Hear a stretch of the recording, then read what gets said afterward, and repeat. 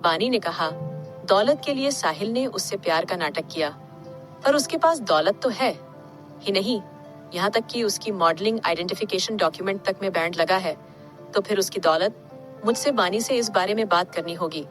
प्राची खुद में ही यही सोच सोच कर परेशान हुए जा रही थी कि आखिर बानी की दौलत का मतलब क्या है, क्योंकि उसकी नजर में बानी एक नॉर्मल मॉडल है जिसकी मॉडलिंग आइडेंटिफिकेशन डॉक्यूमेंट भी 2 साल पहले बैंड हो चुकी है। लेकिन प्राची जानती थी कि अभी ये सही वक्त नहीं है कुछ भी पूछने का, इसलिए वो खुद में ही एक गहरी सांस लेते हुए बोली, खैर अभी नहीं, मैं सही वक्त आने पर बानी से इस टॉपिक पर बात करूंगी। इतना सोच प्राची बानी ले वॉशरूम से बाहर आने का इंतजार देखने लगी।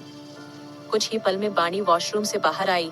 उसके चेहरे पर इस वक्त जरा सा सिकन नजर नहीं आ रहा था, जैसे मानो कुछ हुआ ही ना हो। उसे ऐसे लुक में देख प्राची मन से मुस्कुरा उठी। वही बानी उसके थोड़ा करीब आई, फिर बोली, लंच कर ले। ऑफ कोर्स, प्राची मुस्कुराते हुए बोली। फिर दोनों डिनिंग रूम में आ गई। दोनों डिनिंग चेयर में बैठी, फिर उन्होंने लंच किया और दोनों बानी के कमरे में आ गई। प्राची बानी से पूछना चाहती थी कि आखिर वो दौलत वाला सिलसिला क्या है, पर वो इस वक्त उससे कुछ भी पूछ नहीं सकती थी। वही बानी अपने हाथ में लूडो लेकर आई, जिसे देखकर प्राची अपनी आंखें छोटी करते हुए बोली, क्या यार बानी, अब तो इन बच्चों वाले गेम खेलेगी? This is not fear. हाँ, उसकी बात पर बानी हल्का सा धीमी मुस्कान के साथ बोली, दिस इज फियर, और गम को भुलाने के लिए ये सब तो करना बनता है। कहते हुए बानी बेड में बैठ गई। वही प्राची अब कुछ भी नहीं बोल पाई। दोनों लूडो खेलने लगी। हजार सवालों से घिरी प्राची बानी की ओर देखते हुए बोली, बानी अब तू क्या करने वाली है? मैं कुछ भी तो नहीं, बानी प्राची की ओर देखते हुए बोली। तो प्राची फिर से बोल पड़ी, बानी झूठ मत बोल, अब तू बता मुझे अब तू करने क्या वाली है? और सबसे जरूरी बात, तुझे अगर साहिल से बदला लेना है तो तुझे अपनी मॉडलिंग आइडेंटिफिकेशन डॉक्यूमेंट में लगे बैंड को हटवाना होगा, जो हमारे बस में बिल्कुल भी नहीं है। जानती हूँ, और मुझे ये बैंड कैसे हटवाना है मैं ये भी जानती हूँ, बानी प्राची की ओर हल्का सा मुस्कुराते हुए बोली। तो प्राची फिर से बोल पड़ी, कैसे? नो क्वेश्चन डायरेक्ट आंसर, जो तुझे बहुत जल्द मिल जाएगा। फिलहाल गेम में फोकस करते हैं। इतना बोल बानी में अपना पूरा ध्यान गेम में लगा दिया। वही प्राची भी बानी से नेचर से अच्छे तरह से वाकिफ थी।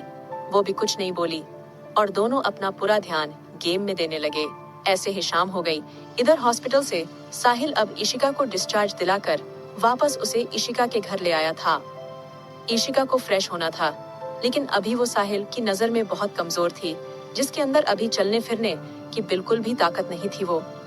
इसलिए साहिल ने उसे खुद की गोद में उठाते हुए कहा, चलो मैं तुम्हें वॉशरूम तक छोड़ देता हूँ। इशिका एक प्यारी सी मुस्कान के साथ बोली तो साहिल उसे वॉशरूम में ले गया।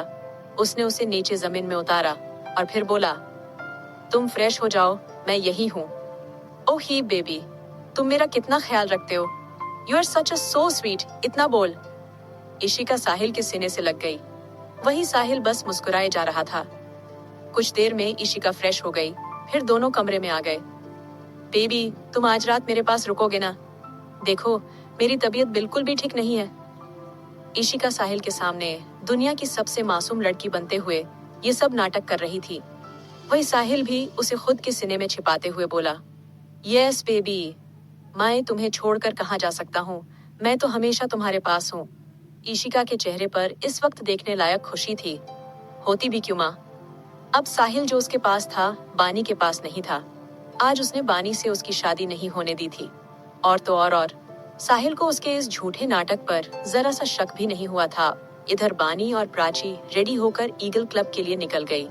बानी आज उस क्लब में जाकर अपने सारे दुख दर्द गम को भुलाकर एक नई जिंदगी की शुरुआत करने वाली थी, जिसमें उसका मकसद सिर्फ साहिल और इशिका से बदला लेना है।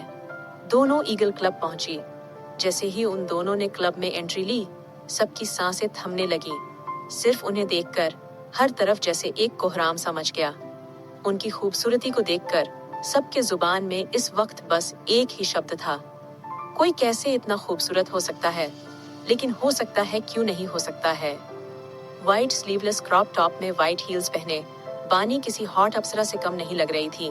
हालांकि उसने अपने चेहरे पर ज्यादा मेकअप नहीं किया था, पर फिर भी उसकी इस शून्य फिगर बॉडी की खूबसूरती सबसे अलग थी। वही प्राची भी किसी से कम नहीं लग रही थी। उसने ब्लैक कलर का वन पीस पहना था और चेहरे पर हल्का मेकअप, वो भी बहुत हॉट दिख रही।